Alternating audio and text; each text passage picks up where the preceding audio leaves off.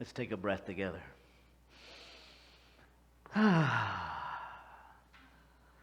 So this year, we're looking at timeless wisdom and evolutionary vision. And it's all really easy to stay focused on the spiritual aspect of all of this and forget that we're in human form. And there's even a term for that, spiritual bypass.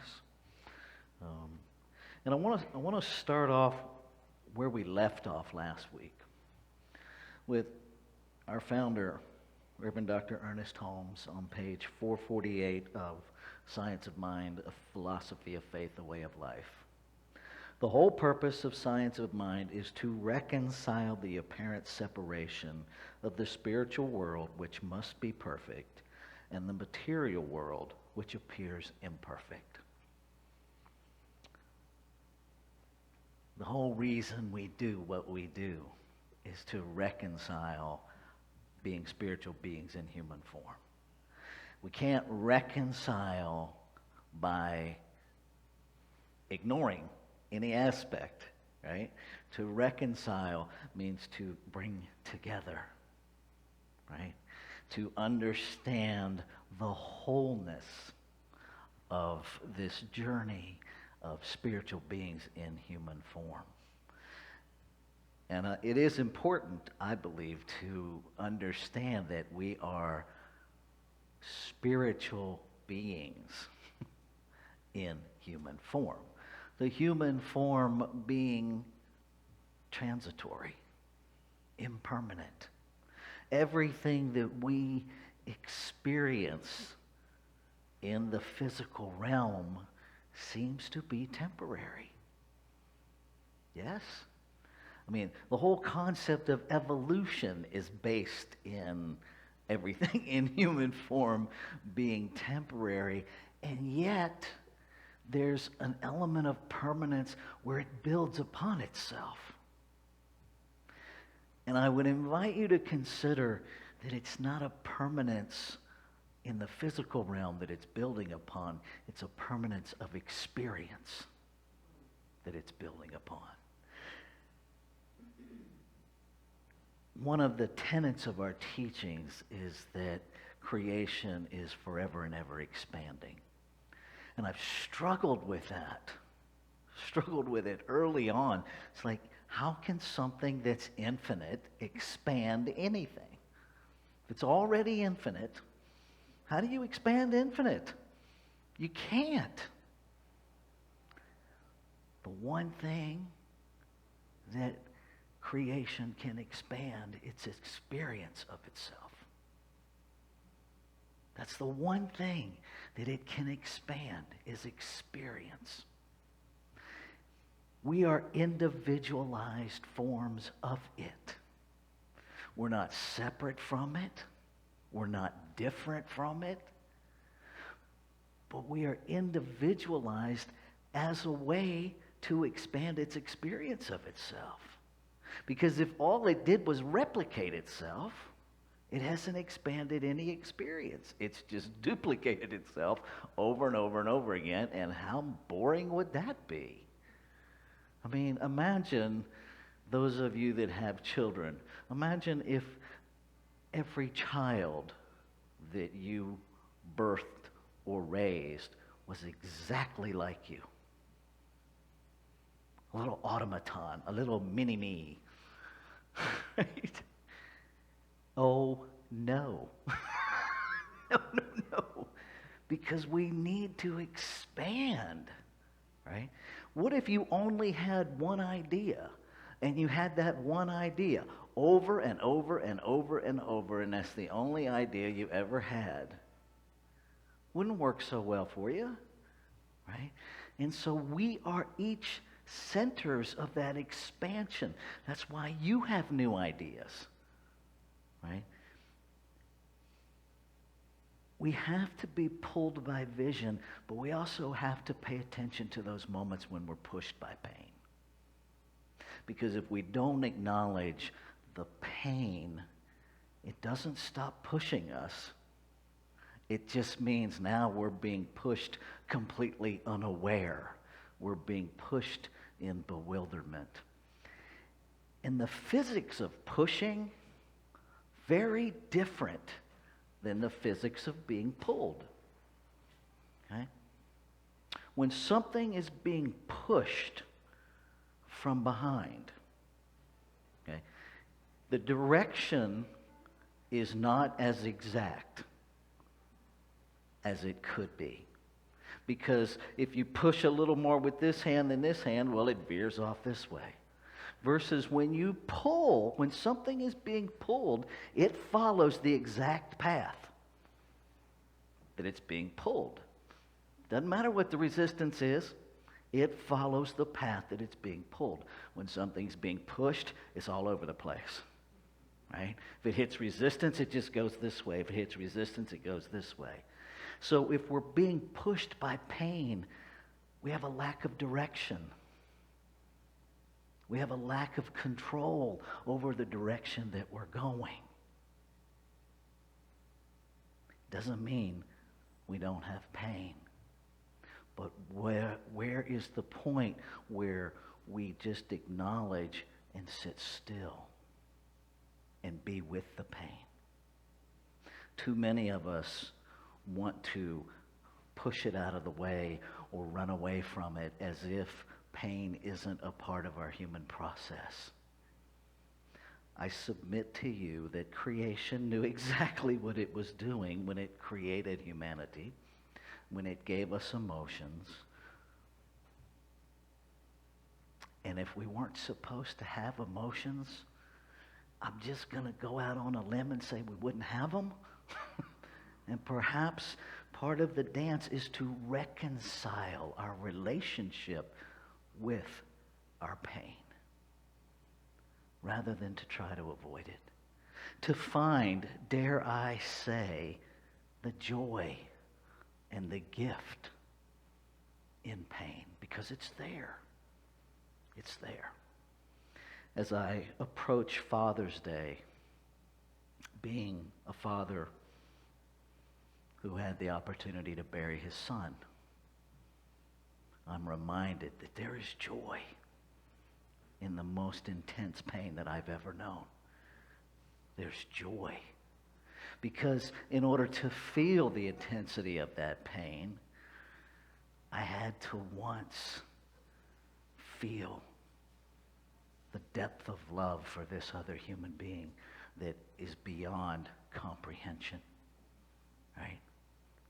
And so it's embracing both. Because with deep love, we have deep grief. With deep joy, we have deep pain. You know, what if neither is right and neither is wrong? What if neither is good and neither is bad? What if neither is preferable?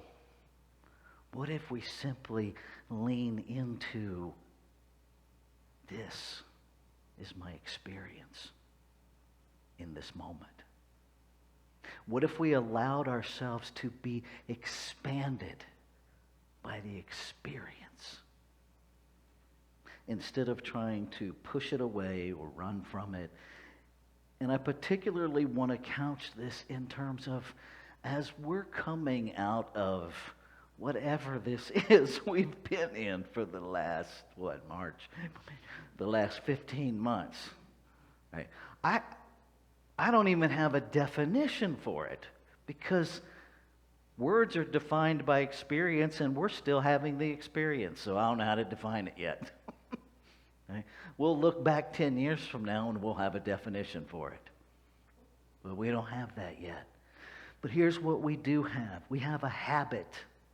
We have a habit that is really active in humanity right now that says, I want to go back. I want to go back. I don't want to grieve what was. I don't want to step into something new. I'm going to gripe and complain and bellyache for 15 months because I don't like the change, and so I'm going to throw a human and spiritual temper tantrum. And I'm going to make myself and everybody within my same airspace just as miserable as me because I can. And I'm going to pretend like I'm totally unaware that I'm doing it. To the point where I convince myself that I'm not. And then it becomes a righteous activity of love of what was. I know I'm not the only one that's experienced that, because even with masks in the room, I see the eyes light up with, oh yeah, I know that space. It just means we're human. It just means nobody taught us how to grieve. It just means we were so anchored in our comfort zone that we thought that was it. That we had arrived at some place where we wanted to stay. What is the one thing the infinite can expand? It's experience. You stay in the comfort zone, you stop expanding. Doesn't mean we have to be uncomfortable. Perhaps it just means we redefine newness and stop calling newness uncomfortable. Because, surprise, how you define your experience is how you will experience it. And so if you tell yourself that newness is bad and uncomfortable, it will be exactly that. Guarantee it. As we think, we experience. It's just that simple. And so, what if you opened your mind to an experience of newness with the same attitude that you would if you paid $10,000 for a trip to somewhere you'd never been before? I dare say none of you would invest that kind of money and then, oh, I got to go to the airport to go to Greece for 3 weeks because, I've never been before and it's probably going to be really miserable because I don't know nothing about Greece. And so, I don't know about the food. I don't know anybody there. Everybody's going to be all uncomfortable. But I got to go. I got to do it. I already spent the money. That's not what we do. The same option is available to wake up every morning and intentionally on purpose say, good morning, God. What's the schedule for the day? What's the newness for today? How will I be delighted by evolution today? And then you go about your routine. And brushing your teeth can be a new experience from that mentality. Seeing your partner in the morning in all of their glorious bedheadness can be a new moment where you realize, oh my God, how much do I love this human being? Just because. We can wake up grateful that we woke up. See, what if we started there? What if we started with just this intense, wild, unrestrained gratitude that you woke up? Because guess what? Some people didn't wake up this morning. Some loved one somewhere did not wake up this morning. And if you're hearing my voice, it wasn't you. We have a saying in the South that first thing we do is we get up in the morning and we check the obituary to make sure we're not in it. Because you never know. Right? If you're awake, celebrate that you woke up. Celebrate that you have a new day to express the unique, individualized divinity of you. That you have a new day to reconcile the apparent separation between your spirituality and your humanity. That it isn't really a separation. That you have the opportunity to walk through a grocery store and silently look into the eyes of every person you pass and know that you are looking at you. There's only one of us here. And shifting it mentally. You don't need to walk up to everybody in the grocery store and go, "Hi, do you know you're a part of me?" Someone will lock you up. Okay? There's a penal code that they will invoke to assist you to not act like that in public. It's a 5150. You know what I'm talking about. But it doesn't make it less true. Right? It doesn't mean that when I look at you, I don't know and allow myself to consciously feel, "Oh my God, there's a part of me. There's a part of me. There I am, looking back at me through a different set of individualized eyes." Holy wow. Nothing stops us from doing that inside. And I'll guarantee you, if you will let yourself do that internally, how you react and how you respond to people will be different. It will be different. Deborah and I rearranged my schedule. We spent 3 days up at Collins Lake for our 15th wedding anniversary. And the beauty of it during the week is nobody's there. It was really easy to be spiritual. There was nobody there. Using profanity and using racial slurs and playing music until 2 o'clock in the morning. They just weren't there. But on Friday night, they all showed up. Right? Now, it's a whole different conversation to breathe into. There is no separation between me and that person that in this moment I want to choke the life out of. So start where you start.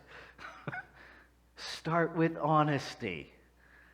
And then breathe into it. And then slowly walk over to the next campsite and say, "Hi, it would be really nice at midnight if you would observe the 10 o'clock quiet hour. Thank you." And then you go back. And even if on your way back, "Oh, yeah, they're not going to listen to me." It changes and it shifts us little by little. But there is no magic bullet. And there's no magic path to re-entry from COVID. Do your grief work. Let go of what was. And bring yourself fully present to what is. Don't even worry about what's going to be. Because where we really live is in what is. We don't live in what used to be. We don't live in what might be. We live in what is. And if we will all bring our attention to this moment, feel all your feelings, grieve, and find the joy. Let go and step into the newness. A couple weeks ago, we were talking about the founders of New Thought. And, Emma Curtis Hopkins, if you study much about Emma, she was just amazing. And she was a healer. And she believed in the healing and everything that went with that. And when she was diagnosed with congestive heart failure, she didn't go to any healing, anything. She said that she was experiencing this as Spirit's way of ending its ministry as her. There is a tipping point where even in our physical being, it seems as though we are all going to have an exit strategy at some point. That in our physical temporal being, at some point, the body is no longer useful and it breaks down and we go away. What if we learn to grieve and celebrate at the same time? it changes everything. Changes everything. But we have to be aware of the messages. We have to be aware of the dialogue we're writing in our head. Is it a dialogue that's being pushed by pain? Or is it a dialogue that's being pulled by vision? What is really writing the narrative? Feel the pain, but don't write your narrative from it. Feel it so that you're not pushed by it. Feel it so that you can pull yourself by vision. But if we won't feel our pain, it clouds our vision, because it will have its process. Let's take this into prayer. And so what I know in every fiber of my being, that there is one infinite, ever-present allness, that I am created out of it, by it, to be it, that it is the sole substance of all creation. It is the form, the function, and everything that surrounds it. Its nature is loving, is peace, is wholeness. It expands itself through experience. The experience of revealing its wholeness in, through, and as every physical expression of itself, as the visible and the invisible. I am that. And what is true of me is true of all life. And so every exquisitely individualized expression of the one, fully infused by it, fully surrounded by it, is it. And so I speak my word, claiming and affirming that all experience is embraced as an experience of divinity, that all emotions are felt in joyful celebration of correctness, of the wholeness of creation itself revealing itself. That each and every one of us is opened to a new level of awareness. That we are guided by vision, no longer pushed by pain.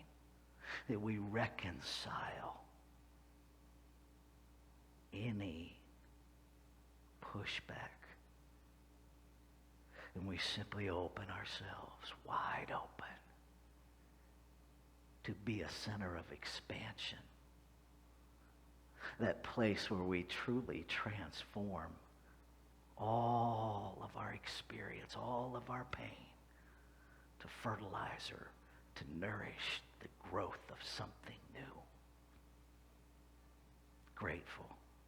Grateful for this time together. Grateful for community. Grateful for the internet that allows more and more people to experience.